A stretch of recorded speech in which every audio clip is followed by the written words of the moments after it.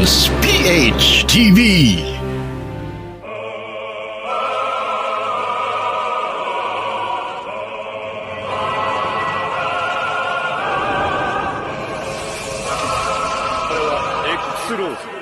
Kami nga pala ang The Original X-Dos representing Dalandanan, Valenzuela City. Ang grupo namin ay nabuo way back 2000 sa pamumuno ng aming manager na si Jerry Investro.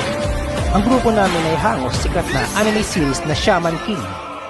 Ang masabi nga pala namin sa mga kalaban namin is galingan natin, bigyan natin best natin para sa contest na to. At nagpapasalamat kami kay Sir Joel Rivera at sa kanyang staff sa pag-invite at pagsali sa contest na to.